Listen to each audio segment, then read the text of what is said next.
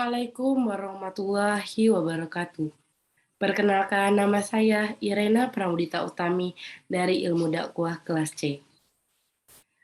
Bismillahirrahmanirrahim. Segala puji bagi Allah Subhanahu wa Ta'ala yang Maha Kuasa, yang telah memberikan rahmat dan hidayahnya serta kesehatan kepada kita semua, sehingga kita dapat mendengarkan dan juga menyampaikan dakwah pada hari ini. Tak lupa juga salawat berangkaikan salam selalu kita hadiahkan kepada Nabi besar kita, yakni Nabi Muhammad SAW, dengan mengucapkan Allahumma sholli ala Sayyidina Muhammad wa ala ali Sayyidina Muhammad. Baiklah, pada hari ini saya akan menyampaikan sedikit dakwah saya yang berjudulkan syukur. Syukur dalam penerapannya memiliki banyak dimensi dan warna yang berbeda. Syukur dalam agama Islam sendiri memiliki peran yang penting dalam mengatur tindakan yang berasal dari hati. Kalau kita melihat fenomena kekacauan yang sering terjadi pada akhir-akhir zaman ini, kita akan mendapati bahwasannya salah satu akar permasalahannya adalah berasal dari kurangnya rasa syukur yang dimiliki oleh manusia dan juga jauh sekali dari mengingat kematian. Syukur yang benar pasti akan melahirkan sifat-sifat yang baik dan juga tepat. Allah Subhanahu wa Ta'ala berfirman tentang keharusan bersyukur dalam surat Al-Baqarah ayat 152, yang artinya, maka ingatlah kepadaku, aku pun akan ingat kepadamu. Bersyukurlah kepadaku, dan janganlah sekali-sekali kamu ingkar. Dan dalam surat Al-Baqarah ayat 172, Allah berfirman, wahai orang-orang yang beriman, makanlah dari rezeki yang baik dari kepada kamu, dan bersyukurlah kamu kepada Allah Subhanahu wa Ta'ala jika kamu hanya menyembah kepadanya. Dari kedua ayat tersebut sudah sangat jelas sekali.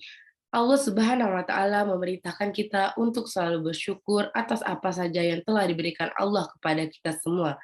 Selain itu, Rasulullah Shallallahu Alaihi Wasallam juga bersabda, sungguh menakjubkan urusan seseorang mukmin. Semua urusannya adalah baik baginya. Hal ini tidak dapat kecuali kepada diri seseorang mukmin. Apabila mendapat kesenangan, baiknya kita selalu bersyukur.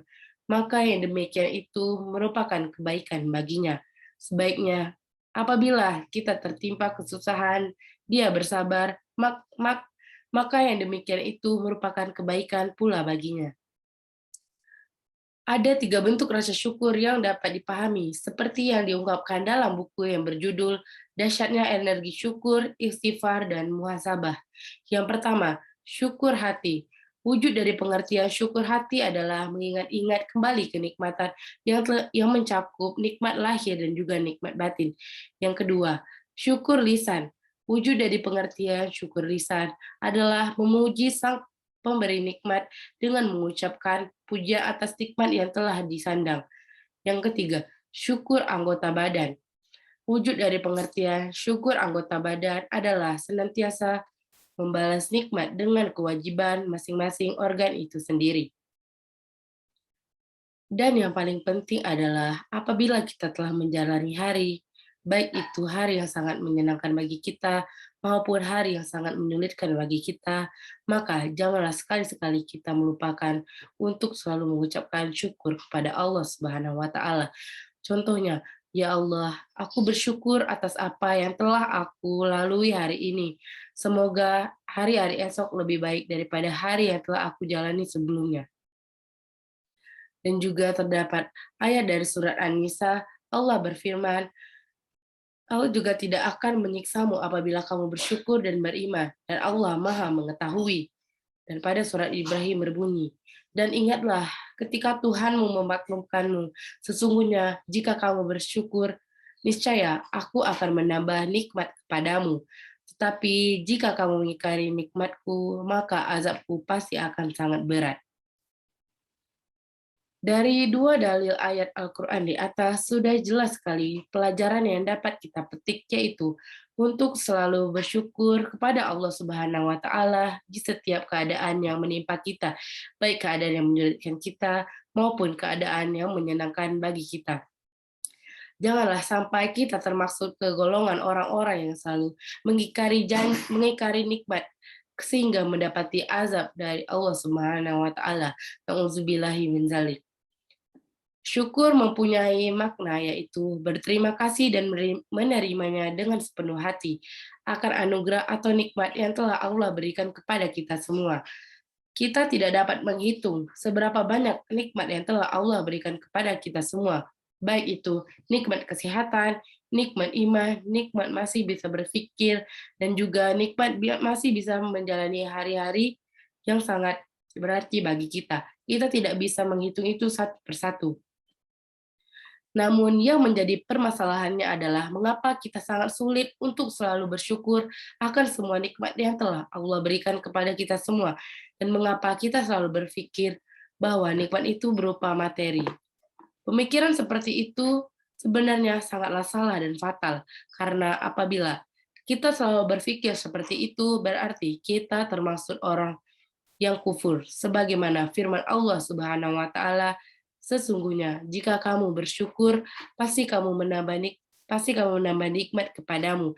Dan jika kamu mengingkari nikmatku, maka sesungguhnya azabku sangatlah pedih. Dari ayat tersebut, maka apabila kita tidak ingin termaksud ke dalam orang-orang yang kufur, maka hendaknya kita selalu bersyukur dan mengingat Allah Subhanahu wa taala atas apa yang telah diberikan kepada kita. Sebagaimana yang kita ketahui sendiri, bahwa kufur merupakan tidak beriman kepada Allah Subhanahu wa taala dan Rasulullah Shallallahu alaihi wasallam, baik dengan mendustakan atau tidak mendustakan. Maksud dari mendustakan berarti menentang ataupun menolak, sedangkan tidak mendustakan artinya hanya sekedar tidak iman dan tidak percaya, sedangkan orang yang kufur itu disebut juga sebagai orang yang kafir. Maka dari itu, janganlah kita lupa untuk senantiasa bersyukur kepada Allah Subhanahu wa taala. Ada beberapa dampak positif dari bersyukur. Yang pertama yaitu menghilangkan rasa sombong dan angkuh.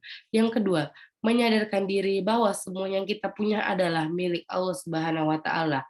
Yang ketiga, menyadarkan diri bahwa kita lebih beruntung daripada orang lain. Yang keempat, membuat hidup kita menjadi lebih baik. Apabila kita tidak ingin termasuk orang yang kufur, maka janganlah sekali-sekali kita selalu memandang ke atas, tetapi cobalah kita memandang ke bawah, karena disitulah kita akan sadar seberapa beruntungnya kita daripada orang lain. Contohnya saja, sepulang dari kerja, kita bisa merasakan kenikmatan tinggal di rumah dan bisa beristirahat, dan juga kita bisa merasakan makanan-makanan yang sangat enak. Tetapi belum tentu orang-orang di luar sana bisa merasakan seperti apa yang kita rasakan. Maka dari itu, janganlah kita selalu melupakan syukur atas nikmat yang telah diberikan kepada kita. Baiklah, sekian dakwah saya. Apabila ada salah-salah kata, saya mohon maaf. Wabillahi taufiq wal hidayah. Wassalamualaikum warahmatullahi wabarakatuh.